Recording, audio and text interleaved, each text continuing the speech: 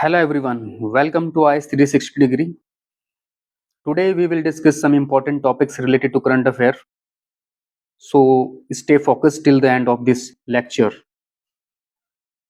Our first topic is one case one data initiative, जो कि हाल ही में Supreme Court of India under the leadership of Chief Justice of India Surya Kant ji की अध्यक्षता में लॉन्च किया है।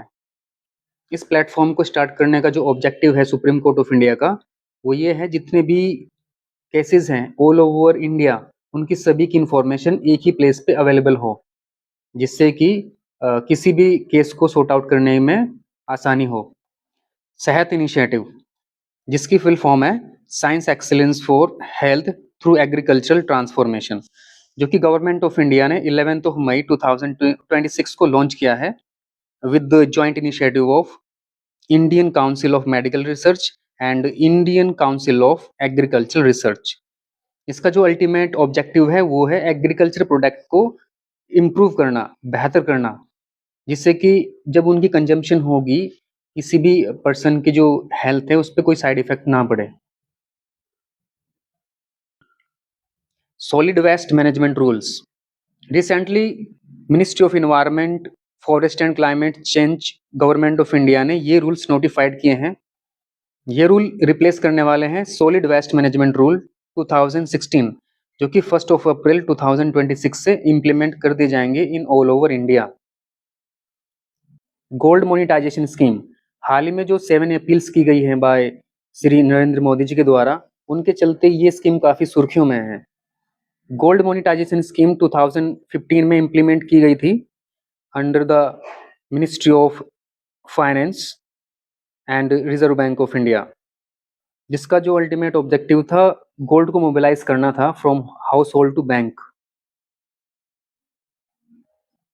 लो emission zone, low emission zone is an area where the entry of highly polluting vehicles is restricted or regulated, जिससे कि pollution को control किया जा सके।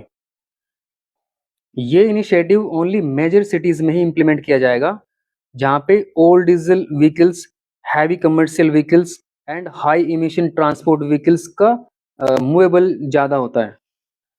First Caribbean country to adopt UPI, UPI means unified payment interface, जो कि 2025 में launch किया गया था बाय गवर्नमेंट ऑफ इंडिया। हाल ही में 2 कैरेबियन कंट्रीज जिनका नाम है त्रिनिदाद एंड टोबैको ने इसको अपने कंट्री में अडॉप्ट कर लिया है, जो कि काफ़ी अच्छी बात है इंडियन गवर्नमेंट के लिए एंड इंडियन फाइनेंशियल मार्केट के लिए। Tarapur nuclear power plant unit 2, अभी गवर्नमेंट ऑफ इंडिया ने तारापुर न्यूक्लियर पावर प्लांट की यूनिट 2 को ऑपरेशनलाइज कर दिया है। ये भी होल्ड पे इसलिए थी due to repair and maintenance. अभी इसका काम कंप्लीट हो चुका है तो अभी ये ऑपरेशनल है। आपको इसकी लोकेशन याद रखनी है, महाराष्ट्र। ये पावर प्लांट NPCIL रेगुलेट करती है, कंट्रोल करती है, ये भी आपको याद रखना है।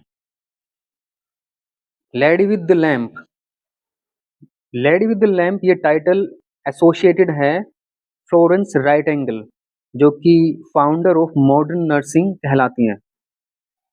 इनको ये टाइटल क्रीमियन वॉर, जो कि 1853 से 1856 तक चला था, उस दौरान मिला, बिकॉज ये हाथ में लैंप लेकर के नाइट के टाइम पे सोल्जर्स की केयर क्या करती थी।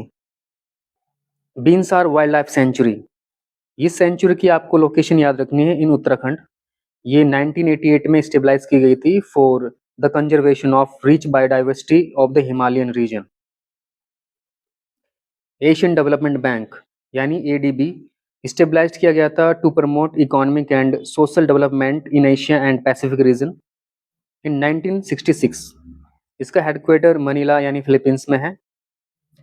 इसमें 68 कंट्रीज हैं इंक्लूडिंग इंडिया।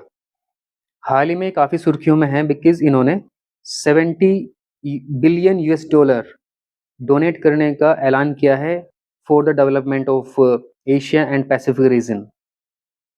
तो ये बैंक आपको याद रखना है, ADB यानी Asian Development bank.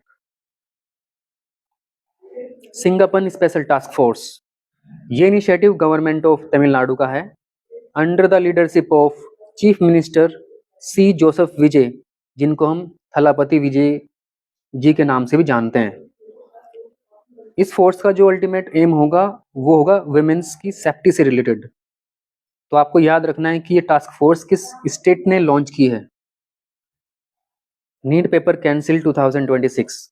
Recently National Testing Agency यानी एनटीए ने इस पेपर को कैंसिल कर दिया है due to question paper leak.